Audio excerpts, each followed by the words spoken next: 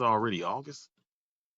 The Leos are Leoing, the Virgos are coming, and then the Scorpios. It's getting late in the year. Damn it! I just thought about that. Tiffany gone. Should be that time when she says it's her birthday for 6 weeks straight. You're full of shit.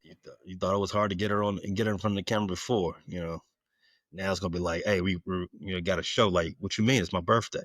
I can't do it. And like Tiffany, it can't be your birthday today, and last week, and the week after that. You're full of shit. I mean, the last I seen from her was I think she was still on the Cowboy Carter tour. She's been a cowgirl for about the last 2 months, line dancing with the lightly melanated curly hair girl. Let her tell her that ain't her. That ain't her tram. She's like, I always had this hat and cowboy boots. Like, okay, Tiff. Okay, all right. People are following you. Okay, all right. That's what this is. All right. You're Beyonce. You're full of shit. Speaking of Beyonce, it's crazy how, certain people in politics just create controversies out of nowhere just to distract. We're asking for the Epstein files. He said, well, Sydney Sweeney, her commercial, her jean commercial is better than Beyonce. Like, bro, what are you talking about? What did that have to do with anything? I could have went. What is this? I was years old when I found out who Sydney Sweeney was, and I didn't need to know who. That's not somebody I needed to know. I still don't know what she does besides wear jeans and have ambiguous, racially charged commercials while in them. I don't know if it was a weird decision from American Eagle to have that kind of advertising campaign. My jeans look good, whatever it was. But certain people are just going to take certain things and run with it. Like, come on, man. Can y'all be less stupid today? I know it's asking a lot, but can we do it? Can we try? I don't know if you heard the Bears was valued at 8.8 billion. This is after there's been like a little bit of a deal struck up from the McCaskey and some private equity. I don't have all the facts on that right now, but are they for sale? I mean, you want to go in on that? I'm a few B's short. Can you call Harry JJ3 Tiff? Rick and Z? I think we pull our resources together. I think we can do it. But yeah, the Bears are now valued at 8.8 billion. I think it wasn't too long. I think the last team valuation that I saw for around the NFL, I think the Cowboys are only at like 10 or 11. Only? Yeah, that's not a lot.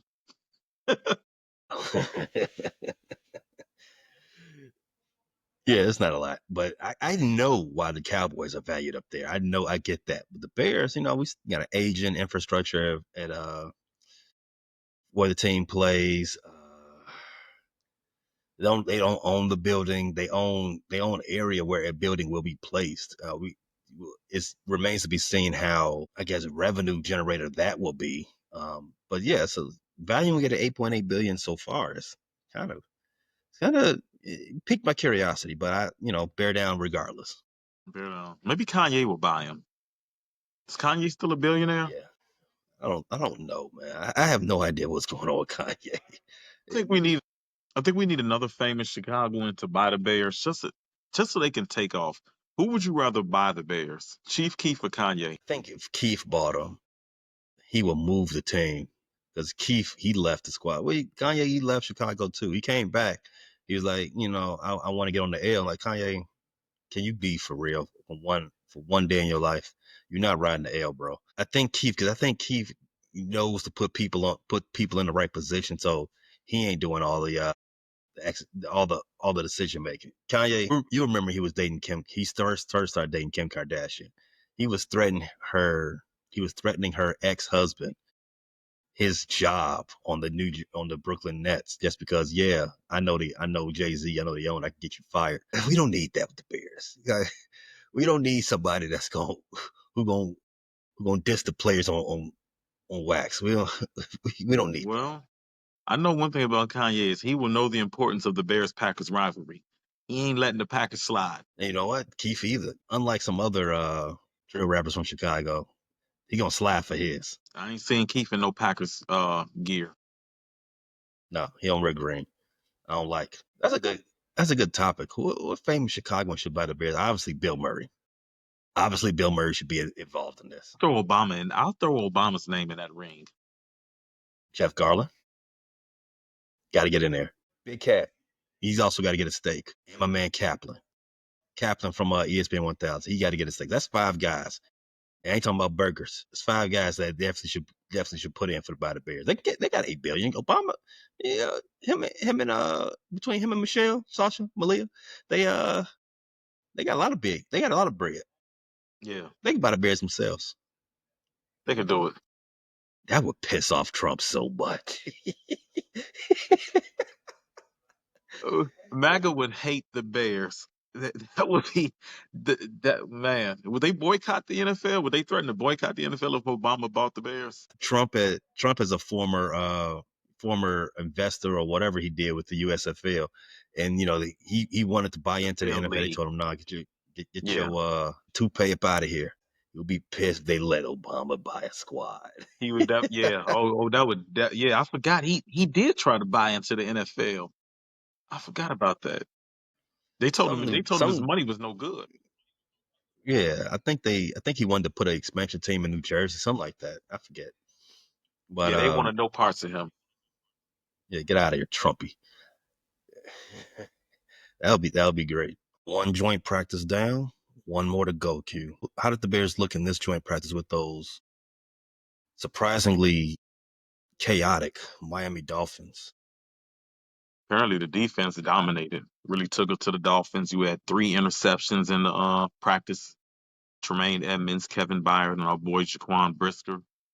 It's important to note that the Dolphins didn't have Tyreek Hill. He's out with an oblique sprain, and I think Jalen Waddle also was missing time. So it's a depleted Dolphins unit.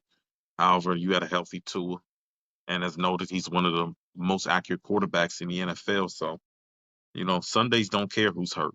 You got to show up. I'm not taking any credit away from the Bears defense for dominating the Dolphins team with injuries because no credit will be given us if we show up without Jalen Johnson in week 1.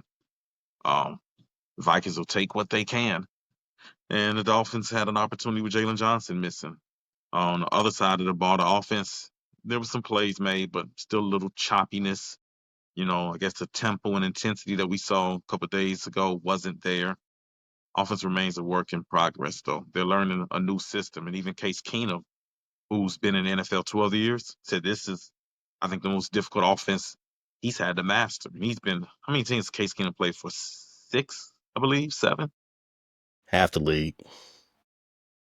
Yeah, so if veterans like him say it's a complicated offense, I think we all at least owe some patience to the Bears and Caleb with this offense. I do want to stay with the defense for a second. Tyreek Hill, he is dealing with a contract thing. Been a lot of talk about Miami He said possibly his moving oblique on. was strained. Yeah, That's the new thing to hold in camp, huh? With a injury. you can't get fined if you show up. I'm here, so don't fine me. I'm just Yeah, I'm hurt. doing my other stuff on the other side while y'all doing some actual work. So other than Tyreek Hill being hurt or not being hurt or just not practicing at the moment, the Bears defense did do their thing. They were very opportunistic, like you said. Your boy Brisker, he had a pick. I think it was a pick 6. They made life hell for Tua Tagovailoa, and there's a lot of we talk about what Caleb's not doing or what what's going on with him in practice. Tua's been in this offense for what, 4 seasons now? Yeah. He got his butt kicked by the Bears defense. In practice, your other boy, you said Kevin Byard. He said the defense is taking a great steps. They're making great strides. They look like they're game ready. Tremaine Edmonds ended practice with the first unit with the interception in the red zone. The defense, out of all the turnovers the Bears defense caused, all the hitting, the fights, and another practice of fights. Yeah, the What Dolphins was apparently were fighting each other. that was crazy. That was, he's supposed to fight the other team. It's a joint. How That's the long is point. Mike That's the McDaniel? point. How much longer is Mike McDaniel's going to be a coach of the Dolphins? Is he gonna last the season? He's not going to be the coach in 2026. I think that's all but confirmed, unless the Dolphins somehow get into the playoffs. Oh no, they can make the playoffs. I mean, he's got about 20, 21 weeks left in his coaching career with Miami. They make the playoffs and they get smoked. They'll probably still get rid of him. Yeah, because they gonna still get swept by Buffalo. Yeah. Yeah, that was funny because usually you get these joint practices as an opportunity to stop hitting on your own guys. Miami said, you know what? Nah, I won't. I got smoke with you, buddy. I'm not done with you. Yeah, Mike had to jump in the middle of that. Little Mike McDaniel had to jump in the middle of that and start dragging players off. But in sidebar, have you seen the video of Frabel breaking up a fight, looking like Jeff Van Gundy? No, I didn't. And Vrabel looks like a guy that can still play. What happened with that?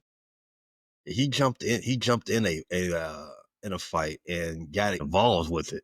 He was he was at the bottom of the pile. He got out. He was bloodied up, and it looked like I said, Jeff Van Gundy. You know, when Zoe and LJ they got into it, Jeff swinging from Zoe's leg. That was kind of what Vrabel was doing. Vrabel probably still wants to get in there and play linebacker. So he probably took that as an opportunity to add a little more CTE to his resume. Not bad. All right, so Juwan Prisker, he's not playing with the Guardian cap. I think he's one of the only few Bears defenders who's not playing with the Guardian cap. Wish he was, but it was said that he's the tone setter. You know, his He said physical play is he's not set. playing with the Guardian cap. He's not wearing it in camp. He's just not his thing. He said he don't want to do it. Probably the guy who probably should wear it the most, Put but the goddamn cap on your head. Put it on during games. Because Roshan Johnson, I believe he said he's gonna play with it during games. You know, it's not many players that play with it. You can play with the Guardian cap during games, but players prefer to get that organic head injury. Um, nobody wants a process head injury. If you're gonna give me a head injury, give me the good one. yeah. Brisker, he's everyone's following his lead. It seems like Kyler Gordon, he wasn't at practice. Jalen Johnson, you know, he's still out. So Jaquan is stepping up as the I guess the de facto captain. Yeah, you could really tell how the defense trailed off when Brisker left the lineup last year. I think he is a tone setter back there. I know Tyreek laid somebody out. I think before Waddle exited, Tyreek laid him out. But Brisker, you know, he was physical in the joint practice as well. He's a physical tone setter. He's a guy the defense rallies behind. And I know this sounds strange, but he's one of the veterans here now. He's got he's one of the longest tenured Bears on this roster. He's been in 5 years. So half a decade, whether that's the Bears or any other NFL team, half a decade is a long time to be with one team. So you look at guys around the league.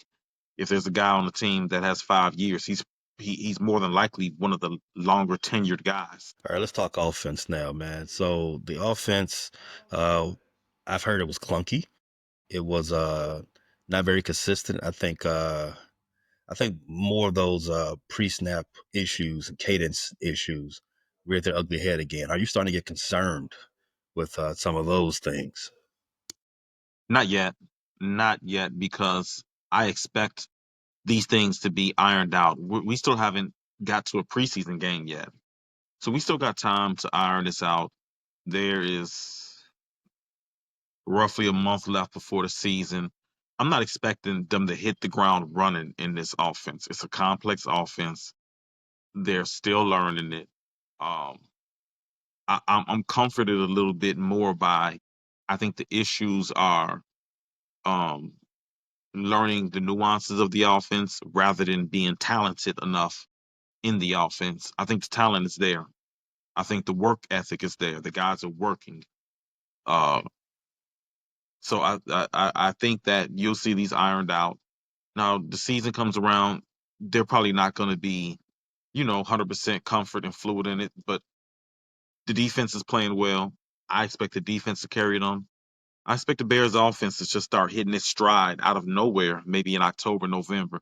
And in the NFL season, it's a long 17-week season. You want to be playing your best football heading down the stretch anyway. So I'm not concerned yet.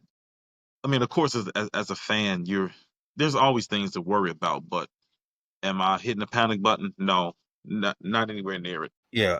So what you just said the issues are a little bit more schematic, just learning the nuances of the offense. Some of the things that they did in the joint practice that wasn't good. Tight ends coasting Cole, who did catch a touchdown. Cole, That's all come right, from that he injury took wasn't serious at all. That he was back on the in the joint practice. he caught like a long touchdown pass, if I'm not mistaken.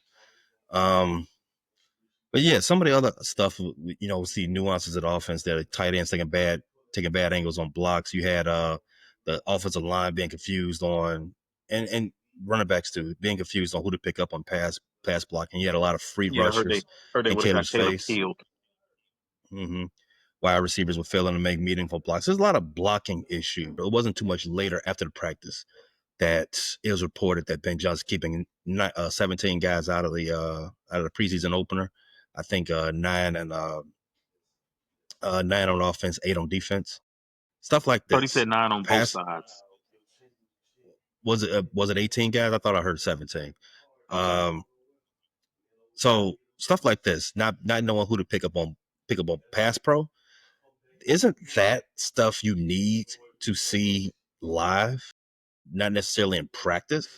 That is a good question, and I've listened to a few different expert opinions via podcasts, via the radio. It's really divided. It's really divided. I'm torn, but I lean on the side of I think they should participate in the game. Um, I think you do want to see some live action. Uh, on the contrary, the thing is about lining up in these games. Ben Johnson said he was going to talk to Mike McDaniels about um, how to divvy up the joint scrimmage reps and the preseason. It could be that Mike McDaniels told him, "Hey, we're going to play a very vanilla base defense. You're not going to see disguised coverages. You're not going to see blitzes." So Ben Johnson may have decided that look, you're not gonna get a good look anyways against the Dolphins defense. The best looks you're gonna get are in the joint practice because the Dolphins are gonna be evaluating backups and they're gonna be playing pretty much base defense, vanilla coverages, that type of thing. So maybe sending Caleb and them out there, you're not gonna get a fair evaluation. All you're gonna get is a possibility of injury. I think if those guys are going up against second team defenses, then they're playing base cover two, vanilla coverages, they're not blitzing or at least not giving exotic blitzes, then what is Caleb in the Bears offense going to learn other than playing guys from a different uniform? That's it. And you're going to be playing guys from a different uniform that aren't, on the level of the Bears first team defense or the Dolphins first team defense. So I'm torn. Um, like I said, I would rather them play, but under the premise that they're going to see actual live game looks. Going up against a base 4-3 or a base nickel, I don't think that's going to serve them any purpose. I don't know what those game reps will give them if they're not seeing anything that they're going to see in the regular season. I think even at the early stages of this offense, they're going to know what to do against, base coverages. It's when defenses do the tricky things. Now, how do you pick up? How do you pick up this blitz? How do you pick up this defensive front? Um, there was a point where I heard during the joint practice that I believe it was Javon Holland. Was it? No, might have been Minka Fitzpatrick. I don't know if Holland is still there. I can't remember. Where Fitzpatrick um, called a shift or something, and he pointed out that Caleb didn't know what to do with it. And I guess that play resulted in it was blown up or would have been a sack. So, I mean, these are some of the things that I don't think you're going to get during a preseason game. So, um, while I do err on the side of preferring to see them playing a game, if Ben Johnson talked to Mike McDaniels and Mike McDaniels confirmed they're not going to do anything exotic, then I don't see the point of playing in a preseason game. Where I'm at with that is, and I think we can go into a deeper discussion about should they play and should they not play. Is preseason worth it in anything for starters? Stuff like this, when we were talking about pass pro, I think you need to see how Caleb responds to adversity, chaos. As a friend of mine would say, you got to be able to be competent in with through the chaos. You gotta, and that's what you get out of preseason. When you're wearing that red jersey in practice, yeah, stuff break down. You're like, okay, blow the play dead. It's a sack. But no, I mean, in the back of your mind, like I'm not in danger. I'm not in danger. I ended up like Anthony Ricketts. I'm not gonna miss any games because the play is blown dead. In preseason, you can get your ass tagged if stuff don't happen right. So That's a good point. you gotta be able to think on your feet. What do you do? Okay, stuff's breaking down. What do I do? That's the value of playing an actual live game. When you put it like that, yeah, I do see the value because, like you said, in practice, when a play breaks down, the defensive end pumps the brakes and just tags you. Your quarterback in a preseason game, even though it's a meaningless game, those guys on the other side are trying to make the roster. Those guys on the other side are trying to earn playing time. So even if they're in, you know, base defense, when that edge comes around the corner, he's coming to do damage. He's coming to do bad things. So the value in getting Caleb out there is see how he reacts against that pressure. If the offensive line doesn't hold up, is he poised in the pocket? Is he stepping up in the pocket as verse to some of the things you saw him do last year where he tried to just escape pressure instead of, moving in the pocket and creating different throwing lanes. So those are the things that you do want to see that you can replicate in practice, but it's not like live games, even preseason games, because like I said earlier, in practice the defensive linemen aren't coming to do damage. In that game against the Dolphins, there's guys trying to make the team. So you will get a understanding of how Caleb responds to pressure. What if a guy blows assignment? You know, just like the running back and the tackle had a miscommunication. Things like that happen during the preseason game. You see, does Caleb hit his hot read? Does he know where his hot route is? Does he know what to do when the play breaks down? Does he take a bad sack versus throwing the ball away or getting it to the hot route or the outlet receiver? So yeah, now that you bring that up, I do see there is some value in playing preseason. Let's stay with Caleb. He had a lot of nice flashes during this joint practice. He had a couple of plays where he was like, man, that's that boy, that's that guy. He had a back-to-back completions to Cole, and to DJ. One of them was on a play action pass to Cole Komet, and he had one of those patented quick hitter bubble screens to DJ. Gained a lot of ground. So also with the guy Caleb, I think we're turning that corner this week with the practices. The super physical practice on Tuesday. You had this joint practice, and then you had the stuff over the weekend. I think we're turning the corner for Caleb. We've gotten consistently good practices day after day after day with this guy, and I think the ability to turn shit to sugar from some things that we've seen from the offense. I think we're starting to see that. I thought you started to see get a grasp of the offense. Like, how can I make this play? Or how can I make this this throw look? How can I grab something out of this and still get some positivity out of this play? You know what I'm saying? There's still the work in progress with cadence issues, and that's kind of starting to irritate me too. You got one good day, one bad day with guys just like lining up, right? But I'm starting to see the consistently growth from Caleb. Are you catching that as well? Yeah, definitely. That's why I'm not in. That's why I'm not in panic mode with Caleb. And I also understand that Ben Johnson is throwing him in uncomfortable situations to test to see what he's good at. And they're also doing things where they're trying to break habits. And I saw one thing where they were in, Caleb is a guy that has great escapability. He has great when plays break down, he's able to extend plays. That's one of the reasons why he was so coveted coming into this, that 2024 draft. He does some of the things that you just can't teach. And they've been trying to get him to play within structure during his camp. So they've been kind of limiting limiting the things that where he gets out the pocket and extends plays. They've been trying to focus on learning within instruction in the pocket. So No, I'm not concerned because I feel like when the games do play, natural instinct take over. You'll see Caleb doing the things that made him special at USC. Some of the special things you saw him do last year. Personnel notes from this practice. Kevin Byard, he got into a little, I won't say fight, but he was hemming up one of the Miami boys, and Tyree Stevens came over there.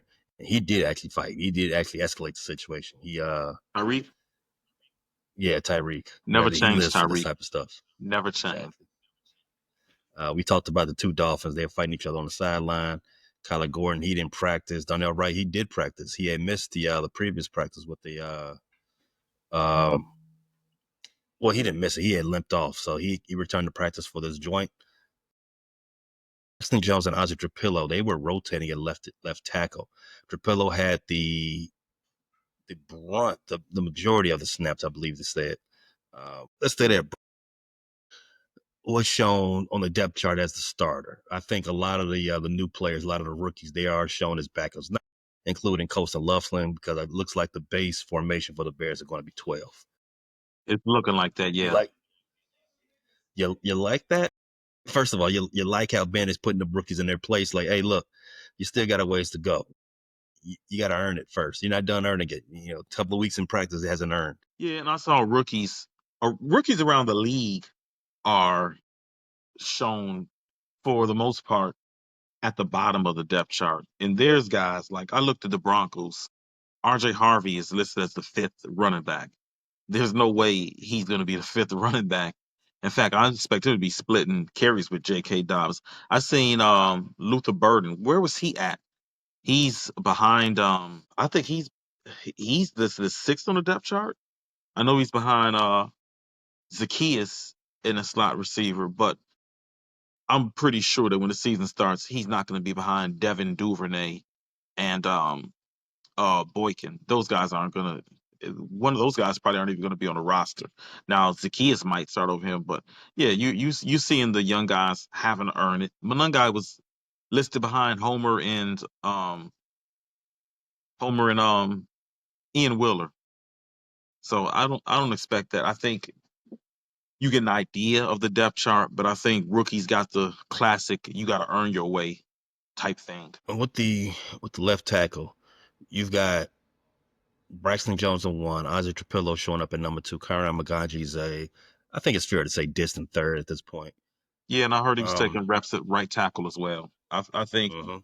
I think his role is that swing tackle role, and I think they haven't announced anything officially, but I don't think Kyron is competing for that starting left tackle job. Have you heard that Ozzy's also been doing some right tackle work? It wouldn't surprise me. I mean, he played a lot of right tackle in college, and to be fair, if anything happens to Darnell Wright, that's the guy I want to see at right tackle. I don't want to see Amagachi, even though I told you let's have a little patience with him. If something happens to Darnell Wright, the man I want to see at right tackle is Trapillo, and then I want to see Braxton at left. So I don't think Trapillo taking reps at right tackle is necessarily him conceding that starting spot. I think that's necessary. Even if he wins that left tackle spot, something happens to Darnell. Like I said, I want Trapillo on the right side. I want Braxton on the left side. I don't want Kyron in there and either Braxton Jones still on the bench. You got to get your five best guys out there. So having some cross positional versatility, I think is very important. Which tells me that this is a very important season for Mr. Darnell Wright, because Ozzy's getting a lot of He's getting a lot of work this off season. They didn't draft him in the second round for him to be a rotational guy and to be like just a chess piece coming off the bench. He gonna take somebody's spot. He's gonna So take you somebody's spot, better. and he's a mountain of a man. And so I far, hear that so often. man, he's a big dude. He stands out. And thus far, what we've seen in training camp, we've seen he's good in his stance. He's got good bend. He's got good feet. You get he's 22, 6'8". I Mhm. mean, the frame still could be filling out. So you draft a guy like that. He's moving like this. He's um, understanding the playbook. Yeah, he's taking somebody's spot. So Braxton and Darnell got to be on their A game because one of them probably won't be back next year. My money's on Braxton, but yeah, I think that's an easier call to make because Darnell Wright is still first round pick. still on his rookie contract as well. Although he's heading into territory where he'll be. This is third year, so for a guy that's a first round pick, this is an ultra important year for Darnell Wright. This is the year where if you come and do your thing going into the off season, you asking Ryan, where's my money? Because you're heading to the fourth year, and you don't want them to stick that fifth year tag on you without having a deal in place after that. So this the Darnell Wright, where's my money year. Let's downshift to talking about the coaches. We talked about Mike McDaniel, and I guess his culture is wearing thin, not getting the Miami Dolphins anywhere successful. Then you have Mike. We talked about Mike Vrabel. He still wants to be out there cutting up the guys. But Ben Johnson, he hasn't coached the game yet. I know you can't really evaluate him yet. But from everything you've seen, everything you've heard, he looked like he brings the culture. One of the things the Bears lacked last year. Kevin Byard, he agrees. He said it's a culture shift with the guy. He's got that intensity. He compared his intensity to Mike Vrabel. Remember when we were early in the coaching. Yeah. Remember we was early in the coaching search. Man, you talked. We said, man, I think Vrabel might be that guy that this team actually needs because he brings that intensity. It looked like we lucked. It looked like we lucked out. We got the exit and nose and the intensity with Ben. Man, you feel that? Oh yeah. I wasn't against Vrabel at all. Ben Johnson was my 1A. Vrabel was my 1B. I know the concern with Vrabel is being a defensive guy, and you're looking at Caleb Williams. So a lot of people wanted an offensive guy to develop Caleb Williams. I didn't just want an offensive guy to develop Caleb Williams. I wanted the offensive guy, and the offensive guy is Ben Johnson. The comforting thing about Mike Vrabel, I believe we were talking to Tiffany about him, was that Vrabel is a respected coach. This isn't Tressman. This isn't Eberflus. He's a guy that's going to get the top assistants. Vrabel is a guy that's going to attract a good coaching staff, and that's one of the biggest reasons why I wanted a Ben Johnson or Mike Vrabel, because these are the top two coaches on the market. And assistant coaches, coordinators, they like stability. When they come to a new city, they don't want to come to be on a staff where they might get cleared out in a year or two. That was one of the reasons why guys like Eberflus, guys we've had in the past, couldn't attract top, assistants. You have to show signs of stability. So yeah, Vrabel with the intensity, that's why I wanted him. You were going to have a team that was disciplined and tough defensively, but I'm actually surprised with how intense Ben Johnson is because, observing the Lions from, this side of Lake Michigan, we've always heard Dan Campbell was the rah-rah, bring the fire. That was the reason why the Lions, played intense and showed up. But it looks like maybe the offense, maybe a lot of that credit should have went to Ben Johnson. He's just not a schematic genius. He's just not a guy that's drawn on the chalkboard. He's going to bring that emotion and that intensity that guys rally behind. Even more so, that pushes the Bears off season into the realm of wins. We haven't taken an L yet this offseason. I don't like what's going on with the stadium, but George McCaskey, he agrees. He's lauding Ben Johnson as well. He was out there watching this joint practice. George McCaskey, he isn't like Jerry Jones. He isn't all in the video dancing. He ain't doing that, right? But we get on his case. Row. Right. We get on old George's case. But he's a real Bears fan. He in the mix. He stay out the light, but he for the wins. He ain't for the dollars. Like can argue Jerry be for the dollars. He don't care about wins or losses. He just want the money. So with him saying the same stuff about Ben Johnson, he like the Bears, he going all in with Ben Johnson. He paid the money while he's still paying Eberflus, stuff that never done before in Bears history. Yeah. So he believed this is the right way to go. So if he believes it, if the players are buying in, I'm in too. I can't wait for this new Bears era. It's gonna be fun, Q. It's gonna be fun because I'm not liking because the era with some of these other teams in Chicago is not fun right now. Man, we are truly a frustrated Chicago sports fan, and I'm tired of our our fan experience living up to this channel name. I'm tired of it. I'd rather be frustrated with um the playoffs. You know, all the teams getting to the playoffs and maybe frustrated by a loss in the championship game or frustrated that we can't reel off 5 straight titles. This is not the type of frustration I like.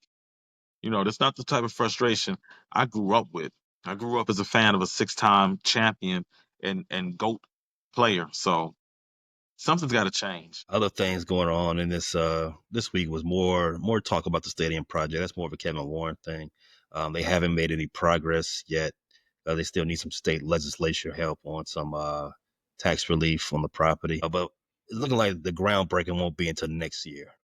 They are saying that Chicago and the downtown project, and quote, firmly in the rear view mirror. So You believe that? Or do you think there's more posturing? I think it's still posturing. I think there's I don't believe we're in the bottom of the ninth or ending minutes of the fourth quarter on the stadium situation because just based on I know you need 3 years to build, and the Bears they are leased up at Soldier Field until 2034, so there's another 8 years there. So Mm-hmm. there's time. There's some wiggle room. What do you? Kevin Warren said he wants shovels in the ground before 2026, right? He did say that, but he ain't gonna get that. Obviously, right now. Thanks for listening to this latest episode from the Frustrated Chicago Sports Fan Channel. Don't matter if you listen to this on Apple Podcasts or Spotify or watch it on Twitch or YouTube. Make sure you like, subscribe, share with a friend, hit the notification bell so you never miss a drop. And to all the guys from Chicago, we say 3 things. Bear down, go Cubs go, and sell the team, Jerry.